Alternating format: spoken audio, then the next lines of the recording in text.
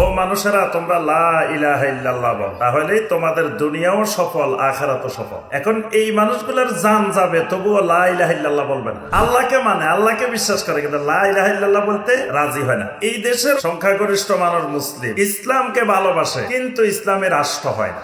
সার্বভৌমত্বের মালিক জনগণ হবে না। ইসলামী রাষ্ট্রের সার্বভৌমত্বের মালিক হবেন একমাত্র আল্লাহ রাব্বুল আলামিন। জনগণ হলো প্রতিনিধিত্ব করবে। যেই দেশের জনগণ ঈমান সম্পর্কে গাফেল, ওই দেশে কোনোদিন ইসলামী রাষ্ট্র আল্লাহ এই মহান নিয়ামত দিবেন না। আব্দুল্লাহ জাহাঙ্গীর রাহিমাহুল্লাহ সবসময় বলতেন, এই দেশে ঈমানের দাম আলু পটলের চাইতে, পেঁয়াজ রসুনের চাইতে কম।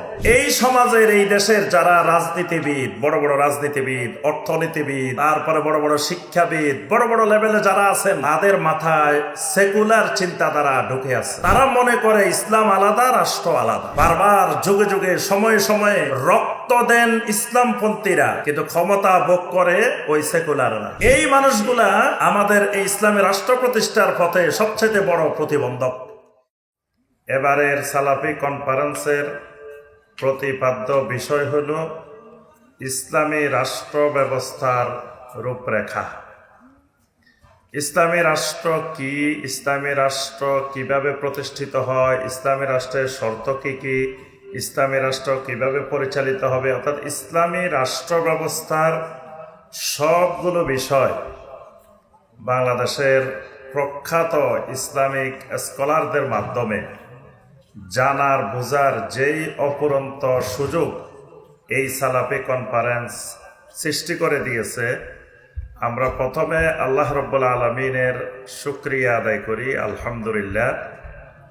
দ্বিতীয়ত জামিয়া সালাফিয়া কর্তৃপক্ষকে আমরা মোবারকবাদ জানাই, শুকরিয়া জানাই যে এত সুন্দর একটি বিষয় এবার সালাফি কনফারেন্সে নির্ধারণ করার জন্য, এবং যেটি বর্তমান ৩৬শে জুলাই ছাত্র জনতার বিপ্লবের পরে যে বিষয়টা বাংলাদেশের জন্য বর্তমানে খুবই প্রয়োজনীয় এবং খুবই দরকার, এইরকম একটি বিষয় জামিয়া সালাফিয়া নির্ধারণ করেছেন এবার সালাফি কনফারেন্সের জন্য। আলহামদুলিল্লাহ। তো সময় কম, আমরা মূল বিষয়ের আলোচনায় চলে আসি। আমাদের অনেক সম্মানিত শায়েখ এ পর্যন্ত বিভিন্ন বিষয়ের উপরে আলোচনা করেছেন, এবং আগামীকালও দেশ বরেণ্য ইসলামিক স্কলারবৃন্দ ইনশাআল্লাহ শুধু দেশের না, বিদেশের থেকেও অনেক ইসলামিক স্কলার আলহামদুলিল্লাহ এসেছেন। তারাও এখানে এই বিষয়ের উপরে বক্তব্য রাখবেন ইনশাআল্লাহ। যে আমরা আমাদের আলোচনায় আসি। আলোচনার বিষয় হলো ইসলামী রাষ্ট্র প্রতিষ্ঠার পথে প্রতিবন্ধকতা, বিশেষ করে আমাদের এই বাংলাদেশের আলোকে। এই দেশের সংখ্যাগরিষ্ঠ জনগোষ্ঠী মুসলিম, তাদের ধর্ম, তাদের দ্বীন ইসলাম, এবং সবাই ইসলামকে ভালোবাসেন, ইসলামকে মহব্বত করেন, কিন্তু ইসলামী রাষ্ট্র হয় না। সবাই ইসলামকে ভালোবাসে, কিন্তু ইসলামী রাষ্ট্র হয় না। যেমন আরব দেশের মুশরিকেরা আল্লাহকে বিশ্বাস করত, কিন্তু লা ইলাহা ইল্লাল্লাহ বলতে রাজি হয় না। কি এই বিষয়টা চিন্তা করে দেখছেন? নবী সাল্লাল্লাহু আলাইহি ওয়াসাল্লামের সময় আরবের মুশরিক যারা ছিল, এরা আল্লাহকে বিশ্বাস করত, এবং তারা আল্লাহর ঘরের খাদেম হিসাবে নিজেদেরকে পরিচয়ও দিত। বর্তমানে তো বাংলাদেশে মরা মানুষের খাদেম পরিচয় দেয়। আপনি কোন জায়গার খাদেম? কয় আমি অমুক মাজারের খাদেম। তো অমুক মাজারে কার খেদমত করেন? যার মাজার, তিনি তো মারাই গেছেন, তা আপনি খেদমত করেন কার? তাহলে ওনার তো খেদমতের কোনো দরকার নাই। তা আপনারা ওখানে নিয়োগ দেওয়া হইলো কেন? খাদেমের জন্য। আপনার কোনো কাজ নাই, মানে কাজবিহীন নিয়োগ। তো কাজ যখন নাই, বসে বসে আকাম করে। তো এই কারণে সেখানে শিরিক বেদাতের, গাঞ্জার, বিভিন্ন ধরনের অপকর্মের আস্তানা হিসাবে গড়ে উঠে। কারণ তার কোনো কাজ নাই, খেদমতের যে কাজ সেটা তো নাই, এখন আকাম করে বেড়ায় সেখানে বসে বসে। তো এখন ওই মুশরিকেরা বাইতুল্লাহর খাদেম হিসাবে পরিচয় দিত নিজেদেরকে, যে আমরা আল্লাহর ঘরের খাদেম। তো তোমরা আল্লাহর ঘরের খাদেম, ভালো কথা। তারপরে তারা হজও করত, হজের মধ্যে তালবিয়াও পড়তো, লাব্বাইক আল্লাহুম্মা লাব্বাইক, আল্লাহর তালবিয়াও পড়ে, আবার আল্লাহর ঘর তাওয়াফও করে, আবার আল্লাহর উদ্দেশ্যে তারা মিনায় যায়, মুজদালিফায় যায়, তারপরে হাজিদেরকে পানি পান করায়, হাজিদেরকে খাওয়ায়। তারপরে তাদেরকে জিজ্ঞাসা করা হলে তোমাদেরকে রিজিক দেন কে? বলে আল্লাহ। তোমাদেরকে সৃষ্টি করেছেন কে? আল্লাহ। সব কিছু বলে আল্লাহ। এমনকি সাগরের মাঝখানে বিপদে পড়লে তখন দাউল্লাহ মুখলিসিনা লাহুদ্দিন, আল্লাহকে একেবারে খালেস করে ডাকে, আল্লাহর কাছে দোয়াও করে। কিন্তু নবী সাল্লাল্লাহু আলাইহি ওয়াসাল্লাম যখন বললেন ইয়া আইয়ুহান নাস কুলু লা ইলাহা ইল্লাল্লাহ তুফলিহু, ও মানুষেরা তোমরা লা ইলাহা ইল্লাল্লাহ বলো, তাহলেই তোমাদের দুনিয়াও সফল, আখিরাতও সফল। এখন এই মানুষগুলোর জান যাবে, তবুও লা ইলাহা ইল্লাল্লাহ বলবে না। আল্লাহকে মানে, আল্লাহকে বিশ্বাস করে, কিন্তু লা ইলাহা ইল্লাল্লাহ বলতে রাজি হয় না। এই দেশের মানুষ মুসলিম, সংখ্যাগরিষ্ঠ মানুষ মুসলিম, ইসলামকে ভালোবাসে, কিন্তু ইসলামের রাষ্ট্র হয় না। তো এটার কারণ কি? এই প্রতিবন্ধকতাগুলো কোথায়, এটাই আমাদের আলোচনার বিষয়। তো এই আলোচনা করতে হলে কয়েকটা পয়েন্ট আলোচনা করতে হবে। একটা হলো ইসলামের রাষ্ট্র কি জিনিস। আমরা বলতেছি ইসলামের রাষ্ট্র প্রতিষ্ঠার পথে প্রতিবন্ধকতা। তাহলে আগে বুঝতে হবে ইসলামের রাষ্ট্রটা কি, আমি আসলে কি প্রতিষ্ঠা করতে চাই, আমার লক্ষ্য কি, টার্গেট কি, কি হবে আমার এই প্রচেষ্টার মাধ্যমে। যে ইসলামী রাষ্ট্র বলতেছে, ইসলামী রাষ্ট্রটা কি? 2 নম্বর কথা, ইসলামী রাষ্ট্র প্রতিষ্ঠার জন্য করণীয় কি? 3 নম্বরে তখন বোঝা যাবে যে প্রতিবন্ধকতাগুলা কোন জায়গায়। প্রথম কথা, ইসলামী রাষ্ট্রটা কি? ইসলামী রাষ্ট্র হলো, প্রথমে এখানে আরো আলোচনা আছে, সেদিকে আমরা বিস্তারিত যাচ্ছি না। রাষ্ট্র কি? রাষ্ট্র সম্পর্কে আমরা সবাই জানি, রাষ্ট্রের 4টা মৌলিক উপাদান থাকলে সেটা একটা রাষ্ট্র হয়। ইসলামী রাষ্ট্রটা কি? ইসলামী রাষ্ট্র হলো যেই রাষ্ট্রের সার্বভৌমত্ব হবে একমাত্র আল্লাহ, যেই রাষ্ট্রের সার্বভৌমত্ব হবে খালি আল্লাহ না, সার্বভৌমত্ব হবে কার? কথা বলে না দেখি, পিছনের ভাইয়েরা বলেন তো দেখি, রাষ্ট্রের সার্বভৌমত্ব হবে কার? একমাত্র আল্লাহ। যখন একটা রাষ্ট্রের সার্বভৌমত্ব একমাত্র আল্লাহর হয়, আর জনগণ যখন খেলাফতের দায়িত্ব পালন করে, মানে ওই আল্লাহর সার্বভৌমত্বটাকে বাস্তবায়নের জন্য প্রতিনিধিত্ব করে। খেলাফত মানে প্রতিনিধিত্ব। তো খেলাফত কার প্রতিনিধিত্ব? খেলাফতুল মুসলিমিন, মুসলিমদের প্রতিনিধিত্ব। অর্থাৎ মুসলিমেরা প্রতিনিধিত্ব করে। কিসের প্রতিনিধিত্ব করে? আল্লাহ রাব্বুল আলামিনের সার্বভৌমত্বের প্রতিনিধিত্ব করে। সূরা ইউসুফের 40 নম্বর আয়াত, আল্লাহ রাব্বুল আলামিন ঘোষণা দিয়েছেন, ইনিল হুকমু ইল্লা লিল্লাহ, ইনিল হুকমু ইল্লা লিল্লাহ। হুকুম দেওয়ার অধিকার, আইন দেওয়ার অধিকার, বিধান দেওয়ার অধিকার একমাত্র আল্লাহর। ইনিল হুকমু ইল্লা লিল্লাহ, আল্লাহ রাব্বুল আলামিন ছাড়া মুসলিমদেরকে বা পৃথিবীর মানুষকে কেউ আইন দিতে পারে না। যখন সমস্ত আইনের উৎস, সমস্ত বিধানের উৎস হবে আল্লাহ রাব্বুল আলামিন, তখন বোঝা যাবে এটা আল্লাহর সার্বভৌমত্ব কায়েম হয়েছে।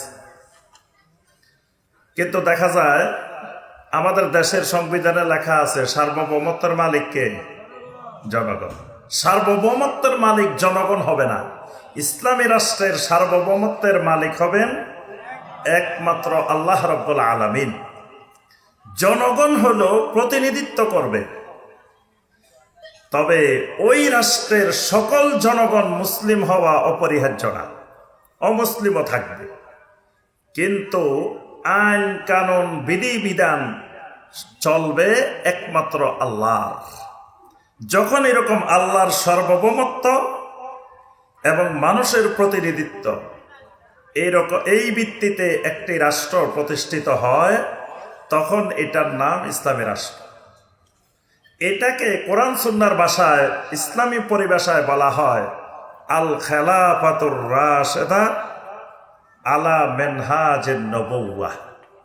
এটার নাম হলো নবুয়তের মানহাজে সঠিক খেলাফত, খেলাফতে রাশেদা। আমরা খোলাফায়ে রাশেদিন বলি না? তো এই যেই খেলাফতটা হবে খেলাফতে রাশেদা, রাশেদা মানে এটা সঠিক রাস্তার উপরে আছে, এটা সঠিক রাস্তা থেকে বিচ্যুত হয় নাই। আলা মেনহাজের নবুয়া, নবুয়তের আদলে হইতে হবে এই খেলাফত, তখন এটার নাম হবে ইসলামী রাষ্ট্র। এখন ইসলামী রাষ্ট্র প্রতিষ্ঠা করার হুকুম কি? ইসলামী রাষ্ট্র প্রতিষ্ঠা করা ইসলামের অনেকগুলো বিধানের মধ্য থেকে একটা বিধান। মানে শুধুমাত্র একজন মুসলিমের মূল উদ্দেশ্য ইসলামী রাষ্ট্র প্রতিষ্ঠা করা না, একজন মুসলিমের উপরে আরো অনেকগুলো ফরজ আছে।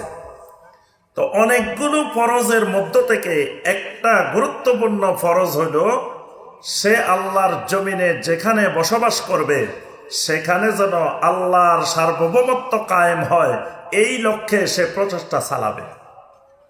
এই প্রচেষ্টা চালানো প্রত্যেক মুসলিমের উপরে ফরজ। প্রত্যেক মুসলিম চাইবেন যে আমি যেন যে সমাজে আছি এই সমাজটা আল্লাহর সার্বভৌমত্বের ভিত্তিতে পরিচালিত হয়।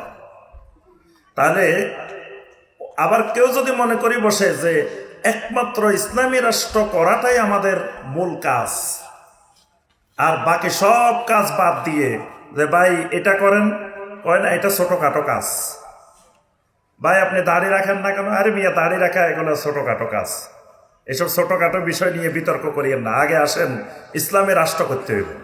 ভাই টাকনুর নিচে কাপড় কেন, এইটা ছোটখাটো কাজ, এইটা ছোট বিষয়, এসব ছোট বিষয় নিয়ে সমাজে বিতর্ক সৃষ্টি করবেন না।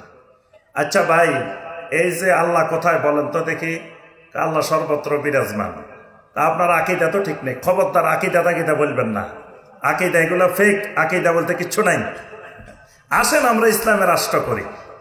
তা এখন আপনি যদি মনে করেন যে ইসলামের আর কোনো বিষয় জরুরি না, নামাজও ইসলামের মৌলিক বিষয় না, সলাতও ইসলামের মৌলিক বিষয় না, সলাত হলো ইসলামী রাষ্ট্রের জন্য ট্রেনিং। কেউ কেউ কোথাও বলে সলাত ও ইসলামের মৌলিক বিষয় না, সলাত হলো ইসলামী রাষ্ট্রের জন্য ট্রেনিং। এবং ইসলামী রাষ্ট্র প্রতিষ্ঠার কাজ সব ফরজের বড় ফরজ, এটাও বলে সব ফরজের বড় ফরজ তাওহীদ। আউয়ালু ওয়াজিবিন আলাল আবিদে মারিফাতুর রহমান বিত্তাওহীদে, বান্দার উপরে সবচেয়ে বড় ফরজ, বড় ওয়াজিব যেটা, সেটা হলো তাওহীদের ভিত্তিতে বান্দা রহমানকে জানবে, আল্লাহকে জানবে। এখন যদি মনে করা হয় ইসলামী রাষ্ট্র প্রতিষ্ঠাটাই মূল কাজ, তাহলে এটা চরম ভ্রান্ত মতবাদ, ভ্রান্ত কথা। ইসলামী রাষ্ট্র প্রতিষ্ঠা অনেকগুলো ফরজের মধ্য থেকে, ইসলামের অনেকগুলো কাজের মধ্যে এটাও একটা কাজ। কিন্তু ইসলামী রাষ্ট্র প্রতিষ্ঠার আগে, ইসলামী রাষ্ট্র প্রতিষ্ঠা তো আমি চেষ্টা চালাবো, এখন ইসলামী রাষ্ট্র আমার জীবদ্দশায় প্রতিষ্ঠিত হইতেও পারে, নাও হইতে পারে। এখন রাষ্ট্র প্রতিষ্ঠা হইল না, তার আগে আমার মৃত্যু চলে আসছে, আমার আকীদাটা বিশুদ্ধ হয় নাই, আমার আমলগুলো বিশুদ্ধ হয় নাই, আমার পরিবারে দ্বীন নাই, পর্দা নাই, আমার এলেম চর্চা নাই, আমার দ্বীনের যে মৌলিক কাজগুলো এগুলো নাই, তো ইসলামী রাষ্ট্র হইল না, আমার কাজগুলো হইল না। তাই আমার এটার জন্য তো আল্লাহর কাছে আমি যে ইসলামী রাষ্ট্র হয় নাই দেখি করি নাই, এটা বলার সুযোগ আমার নাই। এই জন্য আমাকে নিজের ঈমান, নিজের আমল, নিজের আকীদা এইগুলোকে বিশুদ্ধ করে জীবনযাপন করতে হবে। ইসলামী রাষ্ট্রের জন্য আমি চেষ্টা চালাবো আমার সামর্থ্যের আলোকে, এটা আমার জীবনে বাস্তবায়িত হইতেও পারে, নাও হইতে পারে। এখন আসেন আমরা বুঝলাম ইসলামী রাষ্ট্র কি জিনিস, ইসলামী রাষ্ট্রের প্রতিষ্ঠার পদ্ধতি কি হবে, যেটা আমার আগে আমাদের সম্মানিত শায়েখ কিছুটা আলোচনা করেছেন। ইসলামী রাষ্ট্র প্রতিষ্ঠার জন্য প্রথমত নবীওয়ালা পদ্ধতি, যেটা সমস্ত আম্বিয়া আলাইহিমুস সালাম যেই পদ্ধতি অবলম্বন করেছেন, মানুষের কাছে এসে নবী রাসূলেরা তাওহীদের দাওয়াত দিয়েছেন। যতক্ষণ পর্যন্ত আল্লাহর একজন বান্দা বান্দি তাওহীদ বুঝবে না, ততক্ষণ সে আল্লাহর সার্বভৌমত্ব কি জিনিস এটাই বুঝবে না। কারণ তাওহীদ মানা মানে আল্লাহ রাব্বুল আলামিনের সার্বভৌমত্ব মেনে নেওয়া। এখন যে তাওহীদে বুঝবে না, সে আল্লাহ রাব্বুল আলামিনের সার্বভৌমত্ব বুঝবে না। আর যে মানুষগুলো আল্লাহর সার্বভৌমত্ব বুঝে না, তাওহীদ বুঝে না, এই মানুষগুলোর উপরে কখনো ইসলামের আইন কানুন বিধিবিধান প্রয়োগ করাও সম্ভব না। কারণ আপনি যদি ধরেন মাজার পূজারী, কবর পূজারী, শিরিককারী, এদেরকে নিয়ে সুন্দর করে একটা ইসলামী রাষ্ট্র বানায় ফেলছেন। বানানোর পরে আপনি যখন চেয়ারে বসলেন, এবার বললেন, শোনো, বাংলাদেশে শিরিকের যত আস্তানা আছে এগুলো সব গুড়িয়ে দেওয়া হবে, একটা শিরিকের আস্তানাও ইসলামী রাষ্ট্রে থাকতে পারবে না। এখন যাদেরকে নিয়ে আপনি ইসলামী রাষ্ট্র বানাইলেন, তারা উঠে বলবে যে না, এই মানুষগুলারে, এই দলকে, এই লোককে ক্ষমতা রাখা যাবে না, কারণ সে আমাদের মাজারের উপরে হাত দিছে, আমাদের প্রিয় আল্লাহর ওলির দরবারের উপরে হাত দিছে, তার কাছে ওইটা কিন্তু ঈমান, তার কাছে ওইটা জরুরি বিষয়। এখন সেই আন্দোলন করে ওই সরকারকে নামানোর জন্য চেষ্টা করবে। তাহলে বোঝা গেল, যেই মানুষগুলো তাওহীদ বুঝে না, যেই মানুষগুলো শিরিক বুঝে না, এই মানুষগুলোর উপরে কখনো আল্লাহর আইন, আল্লাহর বিধান প্রয়োগ করা সম্ভব হবে না। তো তখন আপনার ইসলামী রাষ্ট্র কেমন হবে? তখন আপনি ইসলামী রাষ্ট্রের চেয়ারে বসে আপনি বলবেন যে, শুনেন, যার মনে চায় পর্দা করেন, যার মনে চায় পর্দা করিয়েন না, যার মনে চায় মাজারে সাজদা করেন, ওরস করেন, যার মনে চায় করিয়েন না, যার মনে চায় নামাজ পড়েন, যার মনে চায় নামাজ পড়িয়েন না। তখন আপনার ইসলামী রাষ্ট্রের নমুনা হয়ে যাবে এরকম যে আপনাদের এখতিয়ার, আমরা কারো উপরে বল প্রয়োগ করব না, যার মনে যেমনে চায় তেমনে চলেন। কেউ গান শুনতে চাইলে গান শুনেন, কেউ সিনেমা দেখতে চাইলে সিনেমা দেখেন, কেউ অশ্লীল ছবি দেখতে চাইলে দেখেন, আমাদের কোনো আপত্তি নেই। আমাদের দরকার হলো সবাই মিলে এই রাষ্ট্রের নামটা হবে একটা ইসলামী রাষ্ট্র। এইরকম ইসলামী রাষ্ট্র হইতে পারে যতক্ষণ মানুষগুলো তাওহীদ জানবে না, তাওহীদ বুঝবে না, এতক্ষণ ওই সমাজে কোনোদিন ইসলামী রাষ্ট্র, সত্যিকার অর্থে যেটা ইসলামী রাষ্ট্র, সেই রাষ্ট্র হওয়া সম্ভব নয়। এই কারণে দেখেন, নবী সাল্লাল্লাহু আলাইহি ওয়াসাল্লামকে যখন আরবের মুশরিকেরা প্রস্তাব দিল যে আপনি আমাদের নেতা হয়ে যান, আপনি কি ক্ষমতা চান, তা আপনারা আমরা ক্ষমতা দিয়ে দিলাম। তো নবী সাল্লাল্লাহু আলাইহি ওয়াসাল্লাম তখন ক্ষমতায় বসে ঘোষণা দিয়ে দিতে পারতেন, আমি এই মক্কা মুকাররমাকে ইসলামী রাষ্ট্র বানাই ফেললাম। তো নবী সাল্লাল্লাহু আলাইহি ওয়াসাল্লাম ক্ষমতায় বসে ইসলামী রাষ্ট্রের ঘোষণা দিয়ে দিতে পারতেন না? এখন দিলে কি হইতো? ওই ইসলামী রাষ্ট্রের রাষ্ট্রপ্রধান মুহাম্মদুর রাসূলুল্লাহ সাল্লাল্লাহু আলাইহি ওয়াসাল্লাম, প্রধানমন্ত্রী আবু জাহেল, স্বরাষ্ট্রমন্ত্রী আবু লাহাব, তারপরে অমুক মন্ত্রী উতবা, অমুক মন্ত্রী সাইবা, অমুক মন্ত্রী আখনাস ইবনে সুরাইক। এবার সেই ইসলামী রাষ্ট্রের অবস্থা কেমন হইতো? আল্লাহ রাসূল সাল্লাল্লাহু আলাইহি ওয়াসাল্লাম রাষ্ট্র ক্ষমতা পাওয়ার পরেও ক্ষমতা নেন নাই। কেন নেন নাই? যে এই রাষ্ট্র ক্ষমতা নিয়ে প্রকৃত অর্থে যেটা ইসলামী রাষ্ট্র, যেটা খেলাফত ব্যবস্থাপনা, সেটা এখানে ব্যবস্থার কায়েম করা সম্ভব নয়। নবী সাল্লাল্লাহু আলাইহি ওয়াসাল্লাম শুধু দাওয়াত দিতে থাকলেন, ইয়া আইয়ুহান নাস কুলু লা ইলাহা ইল্লাল্লাহ, কুলু লা ইলাহা ইল্লাল্লাহ। তাহলে ইসলামী রাষ্ট্র প্রতিষ্ঠা হইতে হইলে এক নম্বরে সমস্ত মুসলিমকে নবীওয়ালা এই পদ্ধতিতে এসে ময়দানে ঝাঁপিয়ে পড়তে হবে তাওহীদের দাওয়াত নিয়ে। জনগণকে খালি তাওহীদ বুঝাইতে হবে, লা ইলাহা ইল্লাল্লাহ বুঝাইতে হবে। জনগণ লা ইলাহা ইল্লাল্লাহ বুঝবে যেই দিন, সেই দিন জনগণই বলবে যে আমার ইসলামের রাষ্ট্র দরকার, আমার ইসলামের রাষ্ট্র দরকার, আমার ইসলামের রাষ্ট্র দরকার। কারণ সে লা ইলাহা ইল্লাল্লাহ বুঝে গেছে। এই কারণে সূরা মুহাম্মদের 19 নম্বর আয়াতে আল্লাহ পাক বলছেন, ফাআলাম আন্নাহু লা ইলাহা ইল্লাল্লাহ, লা ইলাহা ইল্লাল্লাহর ইলম শিখো।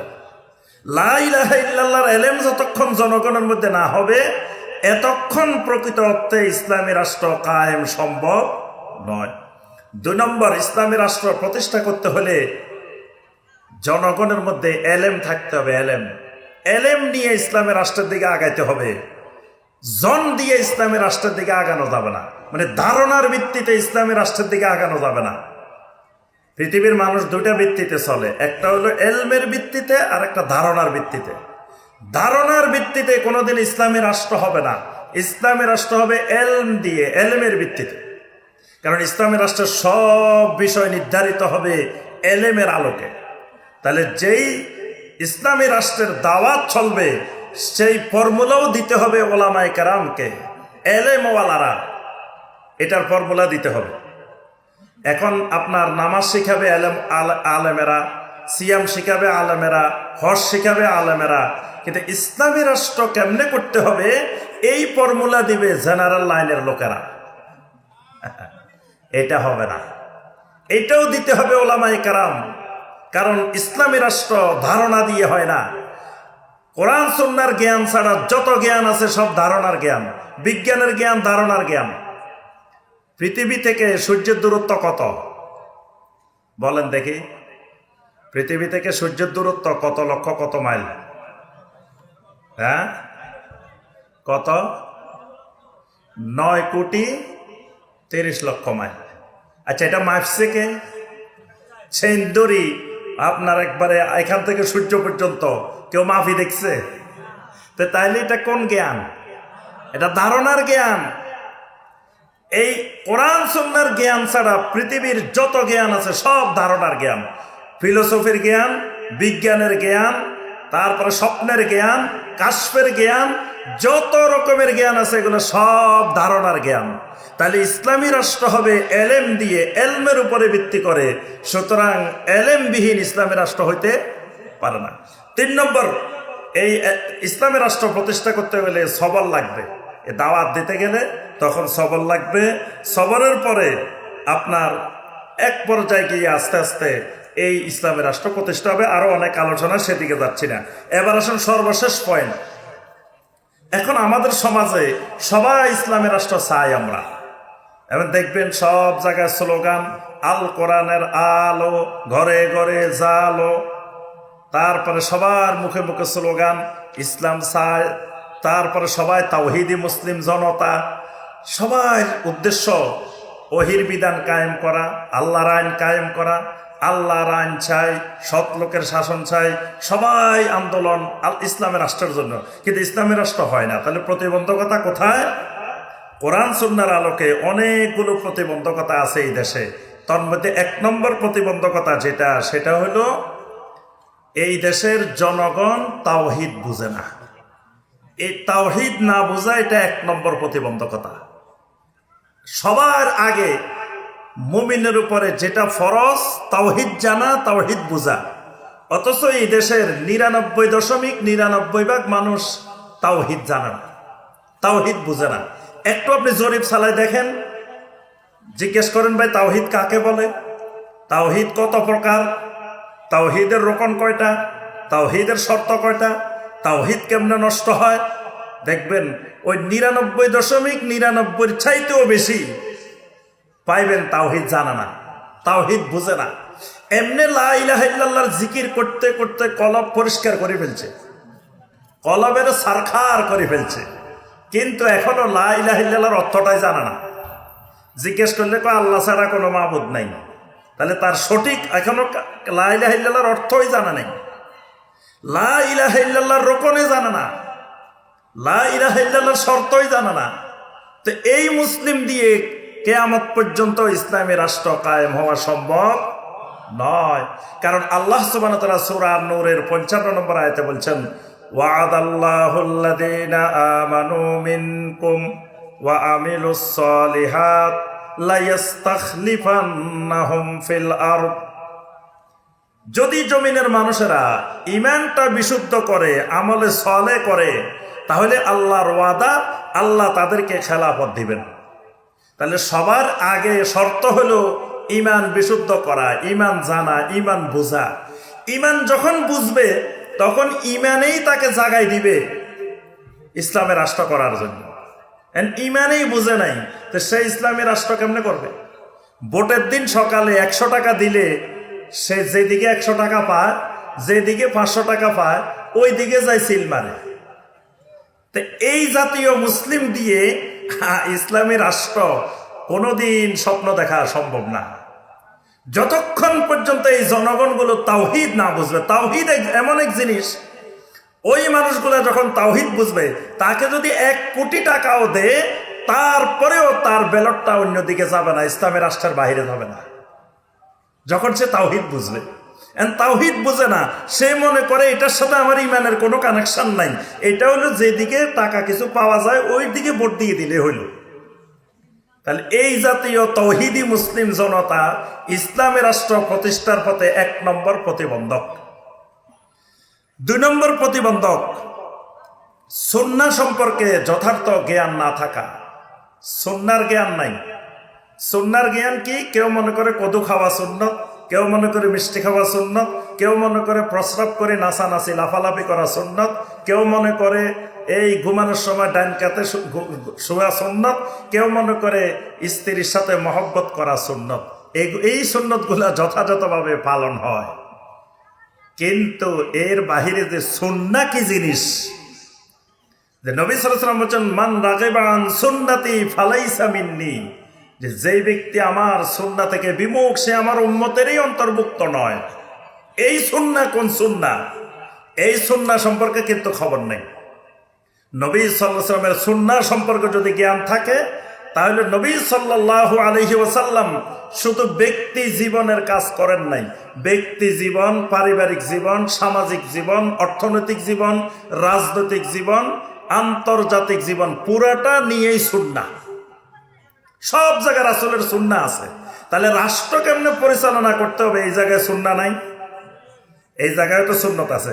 যিনি রাষ্ট্রপতি হবে তার জন্য সুন্নাহ আছে, যিনি প্রধানমন্ত্রী হবে তার জন্য সুন্নাহ আছে, যিনি একটা মন্ত্রী হবেন তার জন্য সুন্নাহ আছে, যিনি একজন এমপি হবেন ওনার জন্য সুন্নাহ আছে। তো সুন্নাহ সম্পর্কে জ্ঞান না থাকলে কোনোদিন ইসলামী রাষ্ট্র প্রতিষ্ঠা সম্ভব নয়।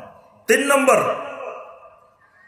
যেই দেশের জনগণ ঈমান সম্পর্কে গাফেল, ওই দেশে কোনোদিন ইসলামী রাষ্ট্র আল্লাহ এই মহা নেয়ামত দিবেন না। যেই দেশে ঈমানের দাম আলু পটলের চাইতে কম, পেঁয়াজের চাইতে কম। আব্দুল্লাহ জাহাঙ্গীর রাহিমাহুল্লাহ সবসময় বলতেন, এই দেশে ঈমানের দাম আলু পটলের চাইতে, পেঁয়াজ রসুনের চাইতে কম। কারণ সে বাজারে গেলে পেঁয়াজ রসুন কিনতে গেলে যে সচেতন, আলু কিনতে গেলে যে সচেতন, একটা আলু যদি ফসা দিতে পারে দোকানদারের খবর আছে, একটা পেঁয়াজ যদি মাঝখান দিয়ে ফসা দিতে পারে, নষ্ট দিতে পারে, খবর আছে। মাছ কিনতে গেছে, মাছের কান উল্টাই দেখে, তারপরে ভিতরে দেখে, এখান দিয়ে টিপ দিয়ে দেখে, এখান দিয়ে টিপ দিয়ে দেখে কোনো একটু নষ্ট হয়েছে কিনা, ফসা কিনা, কোনো সমস্যা আছে কিনা। কিন্তু ঈমানের ব্যাপারে যখন আসে, এই দেশের জনগণ বলে, মিয়া আমি মূর্খ মানুষ, আমি কিচ্ছু বুঝিনি, আমাদের হুজুরেরা যা কয় তা। এই জায়গায় কিন্তু এই কিচ্ছু বুঝে না। এই জায়গায় হুজুরে যা কয় তা। সবে বরাতের রায়তা আছে, হুজুরে কইছে এখানে গেলে সব গুনাহ, পুরা বছরের গুনাহ মাফ হয়ে যাব, বা সেখানে সে সারা রাত বসে রয়েছে, এই কিচ্ছু জানে না, কয় আমরা কিচ্ছু জানিনি। তো যে মুসলমান ঈমানের ব্যাপারে গাফেল, ঈমানের ব্যাপারে আসলে কয় কিচ্ছু জানি না, ওই দেশের মুসলমান দিয়ে কোনোদিন ইসলামী রাষ্ট্র প্রতিষ্ঠা সম্ভব নয়। এটা ইসলামী রাষ্ট্র প্রতিষ্ঠার পথে বিরাট প্রতিবন্ধক। কারণ যেই সাহাবায়ে কেরাম খেলাফতে রাশেদা প্রতিষ্ঠা করেছিলেন, তারা ঈমানের ব্যাপারে ছিলেন সবচাইতে মজবুত এবং কিয়ামত পর্যন্ত সকল ঈমানদারের ঈমানের নমুনা। এই জন্য ঈমানের ব্যাপারে সচেতন যতক্ষণ না হবে, এতক্ষণ ইসলামী রাষ্ট্র হবে না। 4 নম্বর, ইসলামী রাষ্ট্র প্রতিষ্ঠার রূপরেখা নিয়ে এই দেশে ওলামায়ে কেরামের মতানৈক্য। এটাও ইসলামী রাষ্ট্র প্রতিষ্ঠার পথে বাধা। ইসলামী রাষ্ট্র আমরা সবাই চাই, এখন ইসলামী রাষ্ট্র প্রতিষ্ঠা হবে কোন তরিকায়, কোন পদ্ধতিতে? একটা পক্ষ বলতেছেন যে গণতান্ত্রিক পদ্ধতিতে, যেই সিস্টেম সমাজে প্রচলিত আছে, এই সিস্টেমে গিয়ে আমরা জনগণের ভোটের মাধ্যমে সংসদে আমরা যদি 300 আসনের মধ্যে 151 আসন নিয়ে ক্ষমতায় যেতে পারি, তাহলে আমরা ইসলামী রাষ্ট্র করে ফেলব। এই পক্ষে একটা বিশাল সংখ্যক ওলামায়ে কেরাম মতামত দিয়ে যাচ্ছেন, যুক্তি দিয়ে যাচ্ছেন, দলিল দিয়ে যাচ্ছেন, মানুষকে এদিকে দাওয়াত দিচ্ছেন। আবার আরেকটা বিশাল অংশ বলতেছেন না, এই পদ্ধতি কুফরি পদ্ধতি, এই গণতান্ত্রিক পদ্ধতি সিস্টেমে যাওয়া যাবে না, আমরা নবীওয়ালা পদ্ধতিতে তাওহীদের দাওয়াতের মাধ্যমে আমরা ইসলামের রাষ্ট্র করব। তাহলে সিস্টেমের ব্যাপারে প্রধানত দুইটা মত, এবং এই মতের মধ্যে আপনার হানাফিদের মধ্যে বিশাল সংখ্যক হানাফি এই মত। দেখবেন বাংলাদেশের অনেক পীর আছেন, ওনাদের রাজনৈতিক দল নাই। কেন রাজনৈতিক দল নাই? তাদের ফতোয়া যে এই গণতান্ত্রিক পদ্ধতিতে ইসলামী রাষ্ট্র করা যাবে না, এই গণতান্ত্রিক পদ্ধতিতে যাওয়া যাবে না। আবার আহলুল হাদিসদেরও বিশাল সংখ্যক, সংখ্যাগরিষ্ঠ আহলুল হাদিসদের সরাসরি কোনো রাজনৈতিক দল নাই। তাহলে কেন নাই? আহলুল হাদিস ওলামায়ে কেরামরাও মনে করেন যে এই গণতান্ত্রিক পদ্ধতিতে যাবেন কি যাবেন না। এতদিন পর্যন্ত সিদ্ধান্ত ছিল যে এই কুফরি পদ্ধতিতে যাওয়া যাবে না। তাহলে এই যে একটা দেশের ওলামায়ে কেরামের মধ্যে দুইটা প্রধান মত, পদ্ধতিগত দিক থেকে সবাই চান ইসলামী রাষ্ট্র, কিন্তু পদ্ধতিগত দুই রকম। এই পদ্ধতির ক্ষেত্রে যদি ঐক্যবদ্ধ হওয়া যেত তাহলে কিন্তু সহজে ইসলামের রাষ্ট্র প্রতিষ্ঠা হইত। যদি সবাই মনে করতো যে হ্যাঁ এটা কুফরি পদ্ধতি হইলেও এই এই যুক্তিটা আমরা সাময়িক এটা গ্রহণ করতে পারি, এই ব্যাপারেও যদি একমত হয়, এটা একটা রাস্তা। আবার যদি সবাই বলে যে না এই কুফরি পদ্ধতিতে যাব না, নবীওয়ালা পদ্ধতিতে যেভাবে যুগে যুগে হয়েছে সেভাবে যাব, তাহলেও কিন্তু ইসলামের রাষ্ট্র প্রতিষ্ঠা অনেক দূর এগিয়ে যেত। কিন্তু এই জায়গায় দুইটা প্রধানত মত থাকার কারণে এইটাও একটা বড় ধরনের প্রতিবন্ধক। কয়টা গেল? 4টা। 5 নম্বর, যেই দেশের আগা গোড়া শিরিক বেদাতে ভরপুর, তো যে দেশের মানুষ শিরিক আর বেদাত বুঝে না, শিরিককে ইবাদত মনে করে, বেদাতকে হাসানা মনে করে, সেই দেশের মানুষ যতদিন শিরক আর বেদাতের ব্যাপারে সচেতন না হবে ততদিন ইসলামী রাষ্ট্র প্রতিষ্ঠা সম্ভব না। এটা হলো 5 নম্বর প্রতিবন্ধক। 6 নম্বর প্রতিবন্ধক, বিশাল সংখ্যক একটা স্বার্থান্বেষী মহল আছেন যারা মনে করে ইসলামী রাষ্ট্র প্রতিষ্ঠা হইলে তাদের স্বার্থে আঘাত আসবে। ইসলামী রাষ্ট্র প্রতিষ্ঠা হইলে চোর মনে করে না আমার হাত কাটা দেওয়ার সম্ভাবনা আছে, তাহলে চোর কখনো চাইবে না সে ইসলামী রাষ্ট্র হোক। জেনাকারী যারা, বেবিচারী যারা, তারা মনে করে ইসলামী রাষ্ট্র হইলে আমার শাস্তির ব্যবস্থা হইব, তার থেকে ইসলামী রাষ্ট্র না হোক আমি নিরাপদে থাকি, যেন করি নিরাপদে থাকি। এরকম অপরাধী যারা, বিভিন্ন ধরনের স্বার্থ তাদের সংশ্লিষ্ট, এরা মনে করে ইসলামী রাষ্ট্র হইলে এই আমার স্বার্থে আঘাত আসবে। যারা ব্যবসা বাণিজ্যে ধরেন কালোবাজারি করে, তারপরে যারা গুদামজাত করে, যারা বিভিন্ন ধরনের কাজকর্ম করে, অবৈধ ইনকাম করে, তারাও চিন্তা করে ইসলামী রাষ্ট্র প্রতিষ্ঠা হইলে আমার এই ইনকামের রাস্তা এইভাবে থাকবে না। আবার অনেক তাবিজের ব্যবসায়ী চিন্তা করে ইসলামী রাষ্ট্র প্রতিষ্ঠা হইলে আমার তাবিজের ব্যবসাও থাকবে না। অনেক মাজারের খাদেম চিন্তা করে আমার তো খাদেমগিরি থাকবে না ইসলামী রাষ্ট্র হইলে। তাহলে এই যে বিভিন্ন ধরনের স্বার্থ, এই স্বার্থান্বেষী মহল চিন্তা করে যে ইসলামী রাষ্ট্র করা যাবে না, এটা ইসলামী রাষ্ট্র প্রতিষ্ঠার পথে একটা বড় ধরনের অন্তরায়। আরেকটা অন্তরায়, এই সমাজের, এই দেশের যারা রাজনীতিবিদ, বড় বড় রাজনীতিবিদ, অর্থনীতিবিদ, তারপরে বড় বড় শিক্ষাবিদ, বড় বড় লেভেলে যারা আছেন, তাদের মাথায় সেকুলার চিন্তাধারা ঢুকে আছে। তারা মনে করে ইসলাম আলাদা, রাষ্ট্র আলাদা। তাদেরকে পশ্চিমা রাষ্ট্রে যে তাদেরকে যেটা শিক্ষা দেয়, ধর্ম আলাদা জিনিস, রাষ্ট্র আলাদা জিনিস, দুটাকে একসাথে মিলানো যাবে না। এই যে দেখেন, এই বারবার যুগে যুগে সময়ে সময়ে রক্ত দেন ইসলামপন্থীরা, কিন্তু ক্ষমতা ভোগ করে ওই সেকুলাররা। কারণ কি? ওই যে উপরের স্তরে সব সেক্টরে সব জায়গায় ওই মানুষগুলাই আছে, আর ওই মানুষগুলা মনে করে যে ইসলাম আলাদা, ধর্ম আলাদা, রাষ্ট্র আলাদা, দুটাকে এক জায়গায় একত্রিত করা যাবে না। এই মানুষগুলা আমাদের এই ইসলামী রাষ্ট্র প্রতিষ্ঠার পথে সবচেয়ে বড় প্রতিবন্ধক। আবার আমরা কি করি, ইসলামপন্থীরা এই মানুষগুলাকে নিজেদের স্বার্থে ব্যবহার করে, বিভিন্ন জন বিভিন্নভাবে ব্যবহার করে, অথচ এরা হলো ইসলামী রাষ্ট্র প্রতিষ্ঠার পথে সবচাইতে বড় প্রতিবন্ধক। যারা মনে করে ইসলাম এক জিনিস, রাষ্ট্র এক জিনিস, দুটাকে একসাথে মিলানো যৌক্তিকতা না বা মিলানো সম্ভব না। সর্বশেষ আমি এই পয়েন্ট বলে শেষ করবো, আমার সময় শেষ হয়ে গেছে।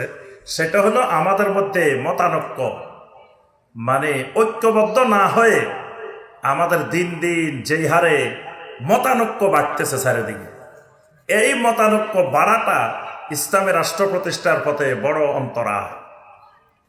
আমি সবসময় বলি যে ধরেন আমরা যারা আহলুল হাদিস আছি, যারা আমাদের আকীদা মানহাজকে সালাফদের আকীদা মানহাজের আলোকে আমরা গঠন করতে চাই, তারা তো আকীদা মানহাজের ক্ষেত্রে কোনো ভিন্নতা নাই, সবার আকীদা মানহাজ আমাদের এক। তো এক হইলে আমাদের এত বিভেদ বা মতানৈক্য হবে কেন? আচ্ছা, যদি মতানৈক্য হয় তো প্রত্যেকের মাদ্রাসা আলাদা থাকুক, প্রত্যেকের সংগঠন আলাদা আলাদা থাকুক, প্রত্যেকের কার্যক্রম আলাদা আলাদা চলতে থাকুক, কিন্তু একটা পয়েন্টে আমরা সবাই ঐক্যবদ্ধ হই, সালাফিয়াতের ক্ষেত্রে আমরা সবাই এক। যেখানে আহলুল হাদিসের প্রসঙ্গ আসবে, যেখানে সালাফিয়াতের প্রসঙ্গ আসবে, সেখানে আমরা সবাই এক প্ল্যাটফর্মে এক জায়গায় চলে আসব। কিন্তু প্রত্যেকের প্রতিষ্ঠান আলাদা আলাদা থাকুক, অসুবিধা নেই। প্রতিষ্ঠান বেশি হলে আমাদের কোনো অসুবিধা নেই, এটা লাভ, আমাদের সালাফি মানহাজের লাভ। দোকান বেশি হলে কাস্টমার কমে না, দোকান বেশি হলে কাস্টমার বাড়ে। মাদ্রাসা বেশি হবে, প্রতিষ্ঠান বেশি হবে, আমাদের সালাফি মানহাজের প্রতিষ্ঠানে হাজার হাজার ছাত্র এই দেশের লেখাপড়া করবে, এটা তো আমাদেরই লাভ। কিন্তু সালাফিয়াতের ক্ষেত্রে, আহলুল হাদিসের ক্ষেত্রে আমরা সবাই এক হয়ে যাব। আমরা সবাই মিলে এবার আমাদের জমিয়তে আহলে হাদিসের প্রোগ্রামে ঘোষণা দিয়েছেন আমাদের সম্মানিত সভাপতি যে সোহরাওয়ার্দী উদ্যানে আমরা সমস্ত আহলুল হাদিসেরা মিলে এক প্ল্যাটফর্মে, এক কনফারেন্সে, এক জায়গায় আমরা একত্রিত হব ইনশাআল্লাহ। যেখানে সালাফিয়াতের ক্ষেত্রে পরিচয় হবে আমরা সালাফি মানহাজ, পরিচয় হবে আমরা আহলুল হাদিস। যে যে সংগঠন করি সেটা আলাদা থাকুক, কোনো অসুবিধা নেই। কিন্তু রাষ্ট্রে আমরা 4 কোটি আহলুল হাদিস এই দেশে বসবাস করি, তাহলে সব জায়গায় আমাদের 4 কোটি আহলুল হাদিসের প্রতিনিধিত্ব থাকতে হবে। অথচ আহলুল হাদিস আমরা আসি, আমাদের এই মতানৈক্যের কারণে অনেক জায়গা থেকে আমরা পিছিয়ে আসি, এবং আমাদের মাথায় মানে রেখে অন্যরা খায়, আমাদেরকে বিক্রি করি অন্যরা খায়, মানে আমাদেরকে ব্যবহার করে করে অন্যরা খায়। অনেকের পলিসি এটা যে আহলুল হাদিসদেরকে ব্যবহার করো, আহলুল হাদিস হওয়া যাবে না। এই পলিসি, এই নীতি বাংলাদেশে অনেকে ব্যবহার করে, আহলে হাদিসকে ব্যবহার করবে কিন্তু আহলে হাদিস হওয়া যাবে না। এই নীতিমালায় আমাদেরকে ব্যবহার করে। তো এই ব্যবহার থেকে বাঁচতে হলে আহলুল হাদিসদেরকে আমাদেরকে সালাফিয়াতের ক্ষেত্রে, আহলুল হাদিসের মানহাজের ক্ষেত্রে সবাইকে এক প্ল্যাটফর্মে ঐক্যবদ্ধ হইতে হবে, এবং এটা ইসলামী রাষ্ট্র প্রতিষ্ঠার ক্ষেত্রে বড় ধরনের সহায়ক। এই মতানৈক্যটা একটা প্রতিবন্ধক। তো আল্লাহ রাব্বুল আলামিন আমাদেরকে যেই প্রতিবন্ধকতাগুলো আমরা আলোচনা করলাম, এই প্রতিবন্ধকতাগুলো কেটে উঠে এই বাংলার জমিনকে আল্লাহ পাক একটা তাওহীদের জমিন, এই বাংলার জমিনকে একটা সুন্নাহর জমিন, শিরিক বেদাত মুক্ত খোলাফায়ে রাশেদার আদলে, খেলাফত আলা মেনহাজুন নবুওয়ার আদলে একটা ইসলামী রাষ্ট্র প্রতিষ্ঠার আল্লাহ পাক আমাদেরকে তৌফিক দান করুন। আল্লাহ পাক এই দেশে তাওহীদের পতাকা উঠতেছে, এই দৃশ্য আমাদেরকে দেখার তৌফিক দান করুন। আল্লাহ রাব্বুল আলামিন সালাফি কনফারেন্সকে কবুল ও মঞ্জুর করে নিন। সালাফি কনফারেন্সের সম্মানিত সভাপতি শাইখ আব্দুর রাজ্জাক বিন ইউসুফ হাফেজাহুল্লাহ, বারাকাল্লাহু তাআলা ফি ইলমিহি ওয়া আমালিহি ওয়া হায়াতিহি ওয়া খিদমাতিহি। আল্লাহ পাক তার দ্বারা এই উম্মার, এই জাতির যে খেদমত আল্লাহ পাক করাইতেছেন, এই খেদমতের মধ্যে আল্লাহ বারাকা দান করুন। আল্লাহ পাক এই যতগুলো জামিয়া সালাফিয়া আছে, সবগুলো জামিয়া সালাফিয়াকে আল্লাহ পাক কবুল ও মঞ্জুর করে নিন। এই প্রতিষ্ঠানগুলো থেকে এমন এমন আলেমে দিন, দাঈল আল্লাহ পাক বের করে দিন, যাদের দাওয়াতের বরকতে এই বাংলার জমিন শিরিক বেদাত মুক্ত হয়ে তাওহীদি জমিনে রূপ নেবে। আল্লাহ পাক সেই তৌফিক দান করুন। আল্লাহ রাব্বুল আলামিন আমাদের সকলের উপরে রহম করুন। আমিন ইয়া রাব্বাল আলামিন। আসসালামু আলাইকুম ওয়া রাহমাতুল্লাহি ওয়া বারাকাতুহু।